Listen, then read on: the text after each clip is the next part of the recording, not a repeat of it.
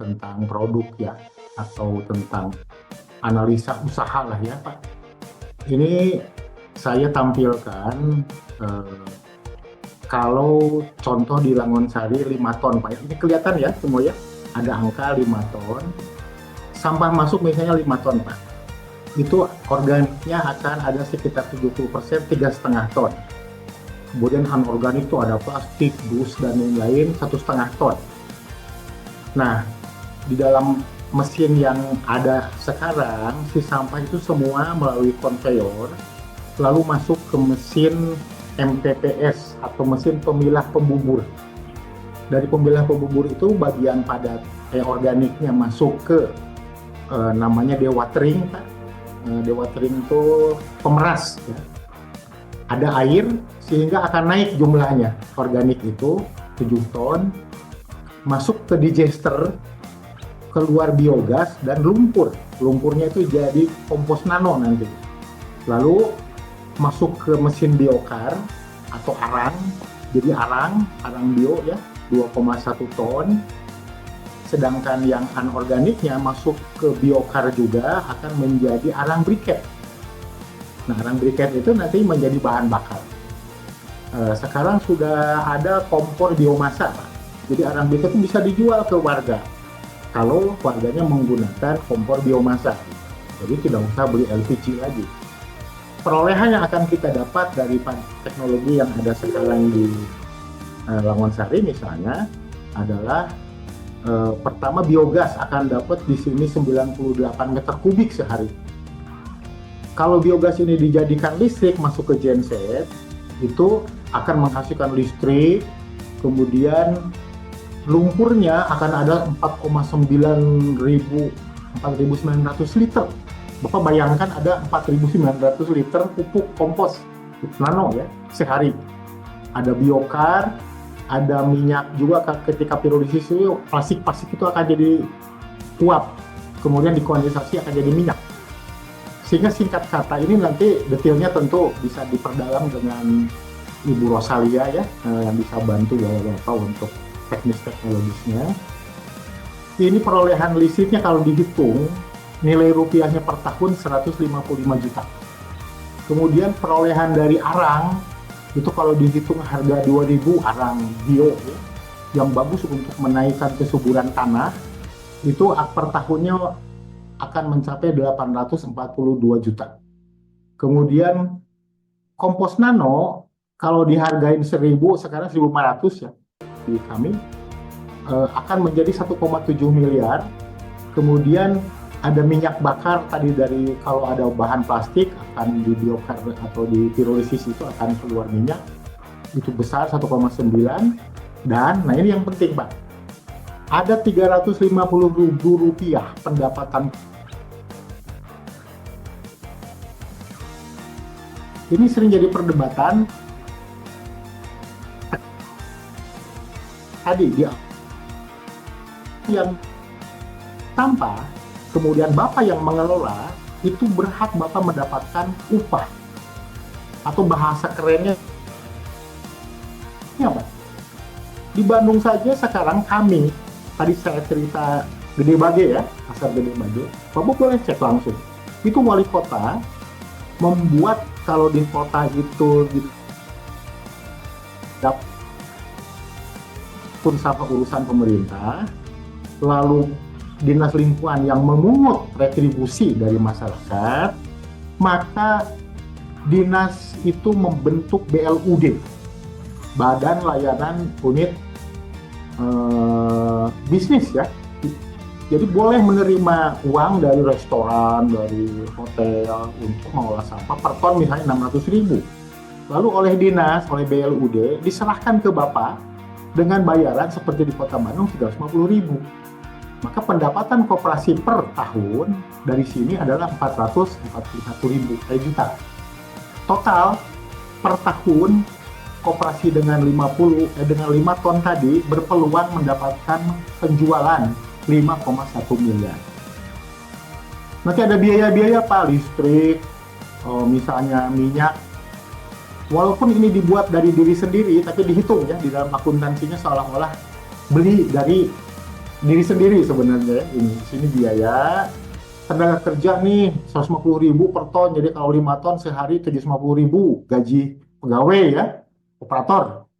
750.000 sehari kan kalau kali 30 itu kan 22 juta. Mungkin dengan 2 orang 3 orang sudah lebih dari cukup untuk gajinya ya. Kemudian sewa bangunan gitu. Totalnya di sini adalah 644 juta, maka Bapak berpeluang mendapatkan laba koperasi 4,5 miliar. Nah, untuk mencapai 4,5 miliar ini memang diperlukan mesin-mesin seperti yang tadi saya sampaikan yang berbeda tiap TPST. Bapak mau berhenti di sini aja, saya tidak usah sampai ke telur misalnya. Berarti hanya cukup mesin biokar, mesin kompos gitu ya, misalnya mesin digester, tetapi tidak perlu ada kandang ayam, tidak perlu ada bioflok gitu ya, karena Bapak hanya menjual ujungnya hanya yang ini saja gitu, misalnya hanya biokar sama pupuk kompos hayati atau kompos nano. Itu peralatannya lebih murah lagi. Jadi kalau ada pertanyaan berapa sih investasinya kata Bapak tadi, secara umum istilahnya CAPEX, capital expenditure ya, itu rata-rata 1 ton mengolah sampah itu butuh mesin untuk 1 ton itu 500 sampai 700 juta untuk 1 ton per hari.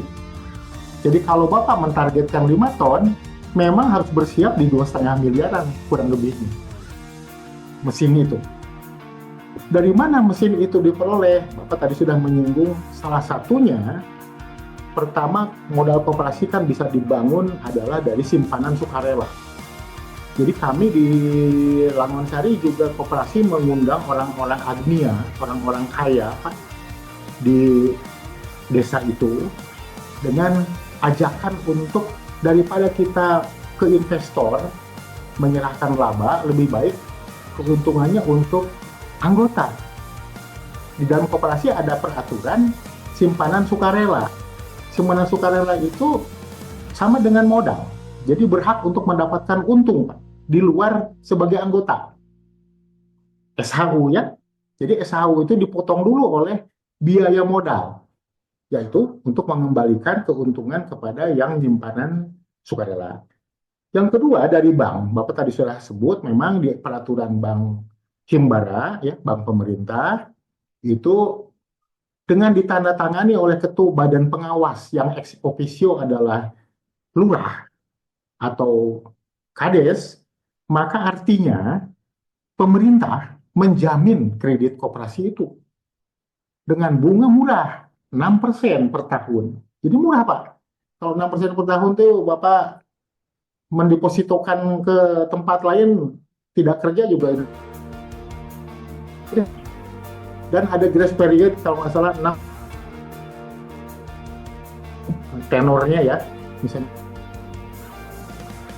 berpeluang kalau memang Pak Kades atau Pak Lurahnya setuju dengan usaha ini, maka Bapak bisa mendapatkan kredit tanpa ribet karena itu dijamin oleh anggaran desa atau anggaran kelurahan.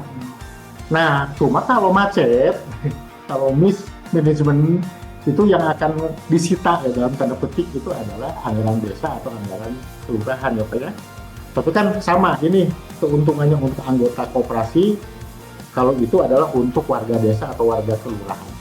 Nah, kalau anggaran desa, anggaran kota. Nah, jadi sepintas itu alatnya apa saja ya sepintas, misalnya ini gambaran umumnya harus ada konveyor, ada pengaduk, ada digester biogas, ada pemurnian di sini ada nah alat-alat ini di samping Bapak berpeluang untuk dari kredit bisa juga dari pemerintah. Wah, daripada dikelola sekarang TPS 3R oleh KSM, biasanya KSM tidak terlalu berorientasi bisnis kayak masyarakat itu. Tapi kalau sudah oleh koperasi itu harus betul-betul cermat seperti apa yang tadi disampaikan model di Langonsari. Dengan prioritas di sisi kita mau apa dulu gitu ya Pak ya. Ya. Dan Bapak juga boleh juga selain ke pemerintah adalah ajak pengusaha Pak. Pengusaha di Garut misalnya sebagai promosi Pak Atok gitu ya, Pak Atok ini kami ingin mengolah sampah ini, Bapak yang investasi biasanya 1 miliar lah gitu, gampang. Iya, iya, iya, iya. Tapi nanti koperasi bayar maklun. Sama dengan cerita saya tadi, Bapak punya tetangga, punya relasi yang punya mesin rice mill padi. Kan bisa. Tanpa koperasi investasi membeli mesin, Iya, iya. per kilo Bapak ubah gabah jadi beras, dikemas atas nama koperasi, lalu Bapak bayar per kilo kepada yang punya mesin. Maklum. Iya, iya. Seperti itu. Cikoneng itu contoh, itu ada teknik mesin, Pak Dedi ya, Pak Dedi Kurniawan nanti. Teknik mesin yang merubah plastik jadi biji plastik. Yang kedua yang merubah aluminium kaleng-kaleng menjadi plat plat yang bisa dijual dengan harga mahal. Pak Dedi, silakan. Oh ya, ya nanti di rencana di TPST Cikoneng itu selain pengolahan sampah juga nanti ada apa namanya pemulihan material Iya. atau nanti produk turunan dari sampahnya itu nanti seperti kaleng-kaleng minuman itu kan mengandung duralium itu aluminiumnya itu bisa sampai 97,3% aluminiumnya itu. Hmm. Nah itu nanti di apa untuk peleburannya itu menggunakan nanti dari bahan bakar biomasa itu gitu. Hmm. Satu. Kedua nanti ada residu dari plastik-plastik yang memang sudah tidak ada nilai ekonomisnya lagi. Nah nanti kita buat juga untuk dilebur plastik itu untuk dijadikan paving block dengan fillernya pengisinya itu dari abu pembakaran kompor gitu kan, kompor biomasa atau burner atau apa. Mungkin itu yang nanti dengan Pak Sonson rencana kerjakan selain program-program yang sudah ada di Envigo itu ada tambahan itu dua. Itu Pak, kali ini bisa ada bocoran nggak? Hasil peleburan kaleng-kaleng minuman dan lain-lain jadi aluminium 97. Kalau di Harganya berapa itu? daerah Popo itu 1 kilogramnya itu dijual 50.000 per kilogramnya. Padahal kalengnya dibutuhkan bahan bakunya berapa kilo? Bahan bakunya itu pokoknya dari 1 kilogram kaleng itu nanti nyusut 20%. Nanti kita dapat 800 gram gitu kan. 800 gram aluminium. Nah, itu. Kalau di Tangerang itu bisa sampai 60.000. Nanti si leburan aluminium ini kan bisa tinggal kita buat matresnya gitu. Karena ada pemasaran. Nah, kalau masuk sebagai anggota Envigo, kan Envigo itu cita-citanya satu men-scale up, bahasa men-scale up itu. Kalau Bapak misalnya punya telur 100 butir gitu, koperasi sebelahnya 100. Nah, oleh Envigo itu menjadi dipasarkannya kan jadi lebih besar. Yang kedua, ada pendapatan yang nanti Pak, suatu saat namanya carbon credit. Carbon credit itu nggak bisa diurus oleh masing-masing primer, itu diurusnya oleh koperasi Envigo misalnya. Jadi ada bisnis yang merupakan bisnis kumpulan dari beberapa koperasi anggota. Ya, mengkalkulasi mesin itu harus dihitung kapasitas ya. Jadi kalau mau 5 ton misalnya, itu digesternya ukurannya sekian, pencacahnya sekian. Jadi memang seperti yang tadi ditampilkan di video, prosedurnya atau SOP-nya, sampah masuk ke konveyor, hampir tidak ada tenaga selain 1-2 orang saja ya. Gambaran TPST yang banyak orang itu dirubah oleh kami karena dibuat kontur sehingga penempatan mesin itu seefisien mungkin. Karena biaya tenaga kerja itu di dalam pengolahan sampah itu tinggi Pak. Yang kedua adalah energi, listrik, kalau mau buat biopar harus ada biogas dan lain-lain, itu sudah dihitung. Jadi ada perencanaannya memang.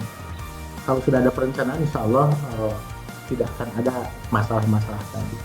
Mengenai pakan juga tidak, kan itu di samping komposisi pakan ya, formula pakan itu kan harus ada energi, TDN, ada protein, lemak, itu kan ada rumusnya Pak.